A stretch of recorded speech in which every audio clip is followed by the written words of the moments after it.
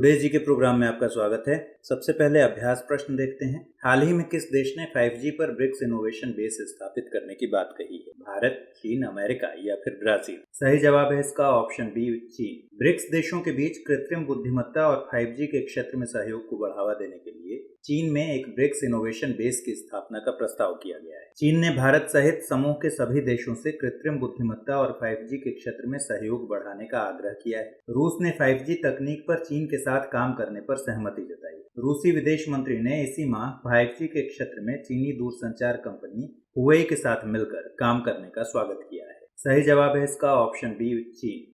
हमारे वीडियो अंग्रेजी में देखने के लिए फॉलो करें हमारा ही दूसरा यूट्यूब चैनल दृष्टि IAS इंग्लिश। प्रश्न 1, जम्मू कश्मीर ने किस उत्पाद के व्यापार को बढ़ावा देने के लिए एक नीलामी पोर्टल शुरू किया है?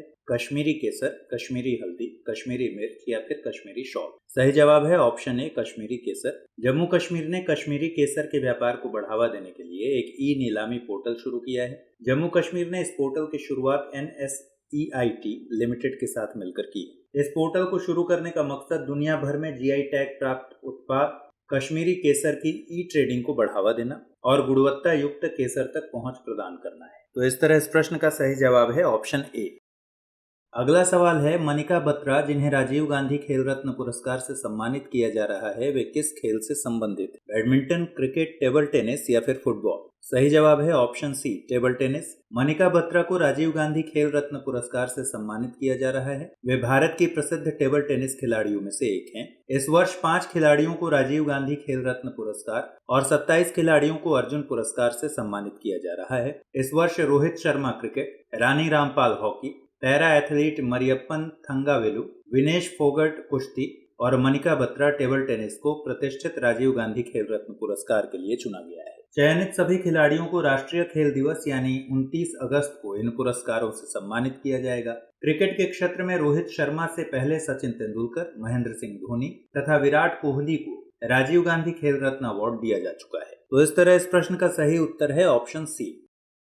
अगला सवाल है, निम्नलिखित में से किस देश ने काला सागर तट के साथ एक बड़े प्राकृतिक गैस भंडार की खोज की है? रोमानिया, बुल्गारिया, यूक्रेन या फिर तुर्की? सही जवाब है इसका ऑप्शन डी, तुर्की। हाल ही में तुर्की ने काला सागर तट के साथ एक बड़े प्राकृतिक गैस भंडार की खोज की है। यह जानकारी तुर्की के राष्ट्रपति रेसेप तय्यिप एर्दोगन ने एक घोषणा के माध्यम से दी। उन्होंने बताया कि प्राकृतिक गैस भंडार में लगभग 302 बिलियन क्यूबिक मीटर क्षेत्र की खोज की गई है, जो देश की आयात निर्भरता को कम करेगा। तो इस तरह इस प्रश्न का सही जवाब हुआ ऑप्शन डी। अगला सवाल है, हाल ही में किस देश ने महिलाओं को वोट देने के संवैधानिक अधिकार को मनाने के लिए महिला समानता दिवस की 100वीं वर्षगांठ मनाई? संयुक्त राज्य अमेरिका, जर्मनी, ब्रिटेन या फिर भारत? सही जवाब है ऑप्शन ए, संयुक्त राज्य अमेरिका। संयुक्त राज्य अमेरिका ने महिलाओं को वोट देने के संवैधानिक अधिकार को मनाने के लिए महिला समानता दिवस की 100वीं वर्षगांठ मनाई।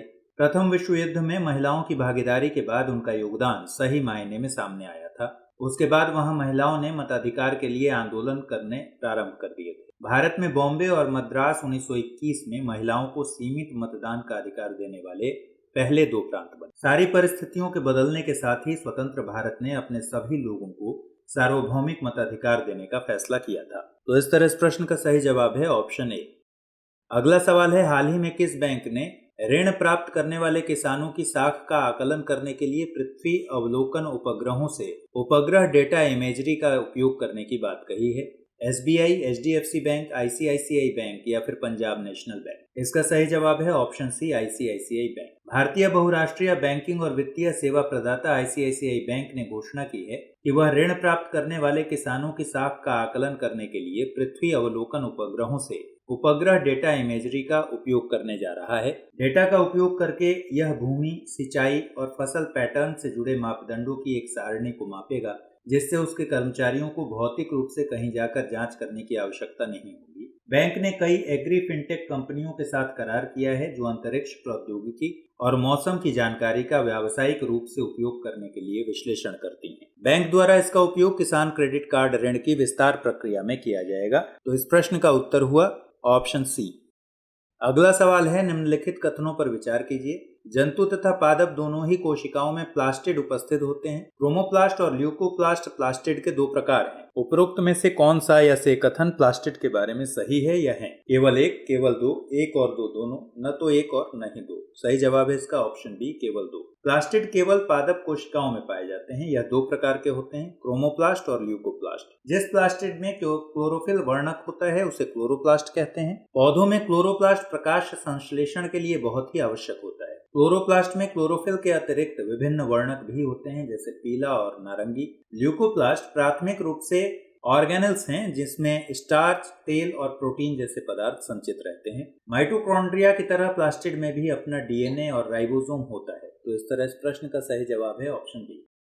अगला सवाल है, द ऑरिजिन ऑफ स्पीशीज के लेखक कौन है? Ernst Haeckel, Robert Whittaker, Carl Woese या फिर चार्ल्स डार्विन? सही जवाब है इसका option D, Charles Darwin. Charles Darwin ने प्रजातियों के विकास की अवधारणा का प्रतिपादन किया था। उन्होंने यह अवधारणा 1859 में अपनी पुस्तक द ऑरिजिन ऑफ स्पीशीज में दी थी। अर्नेस्ट हैकेल, रॉबर्ट विटेकर और कार्ल वोस नामक कुछ वैज्ञानिकों ने सारे संजीवों को किंगडम यानी जगत नामक बड़े वर्गों में विभाजित करने का प्रयास किया। विटेकर द्वारा दिए गए वर्गीकरण में 5 किंगडम हैं, मोनेरा, प्रोटिस्टा, फंजाई, प्लांटी और एनिमेलिया। तो इस तरह इस प्रश्न का सही जवाब है चार्ल्स डार्विन।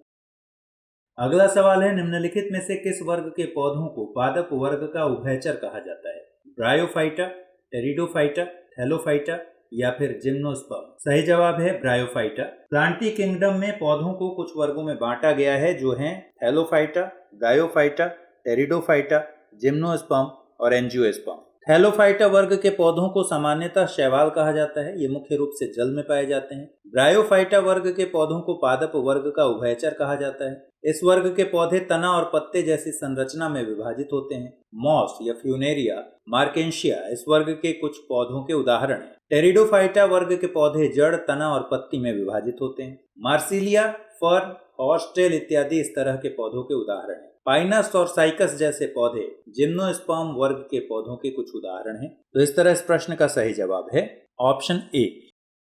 अगला सवाल है, निम्नलिखित में से क्या एक कोशिकीय जीव का उदाहरण नहीं है? अमीबा, बैक्टीरिया, कवक या फिर पैरामीशियम? सही जवाब है इसका ऑप्शन सी, कवक। सभी जीवों का निर्माण कोशिका से होता है। कई जीव ऐसे होते हैं जो केवल एक ही कोशिका के बने होते हैं, उन्हें एक कोशिकीय जीव कहा जाता है। अमीबा, क्लेमिडोमोनास, पैरामीशियम और बैक्टीरिया एक कोशिकीय जीवों के उदाहरण हैं। इसके अलावा ऐसे कई सारे जीव होते हैं जो बहुत सारी कोशिकाओं से मिलकर बने होते हैं। ऐसे जीवों को बहुकोशिकीय जीव कहते हैं। कवक, पादप और जंतु बहुकोशिकीय जीवों के कुछ उदाहरण हैं। तो इस तरह इस प्रश्न का सही जवाब है ऑप्शन सी। अगला सवाल है, निम्नलिखित में से कौन सा एक सही मिलान नहीं? कोशिका की खोज, रॉबर्ट हुक। कोशिका में केंद्रक की खोज, टी स्वान। जीव द्रव्य, जे.ई. पुरुकंज। कोशिका तंत्र की संरचना, कैमिलो गोल्जी। सही जवाब है ऑप्शन बी, कोशिका में केंद्रक की खोज, टी स्वान। रॉबर्ट हुक ने 1665 में कोशिका का सबसे पहले पता लगाया। रॉबर्ट ब्राउन ने 1831 में कोशिका में केंद्रक का पता लगाया। जे.ई. पुरुकंज ने 1839 में कोशिका में स्थित तरल जैविक पदार्थ का नाम जीव द्रव्य दिया था। एम स्लीडन और टी स्वान ने कोशिका सिद्धांत के विषय में बताया था, जिसके अनुसार सभी पौधे और जीव कोशिकाओं से मिलकर बने होते हैं। तो इस तरह इस प्रश्न का सही जवाब है ऑप्शन बी। आइए अब अभ्यास प्रश्न देखते हैं। हाल ही में किसने नेशनल जीआईएस से संचालित भूमि बैंक सिस्टम की शुरुआत की? आरबीआई, नीति आयोग, वाणिज्य और उद्योग मंत्रालय या फिर शिक्षा मंत्रालय? तो इस प्रश्न का सही जवाब कमेंट बॉक्स में दीजिए। अगले एपिसोड में फिर मुलाकात होगी। तब तक के लिए ख्याल रखिए। Good bye.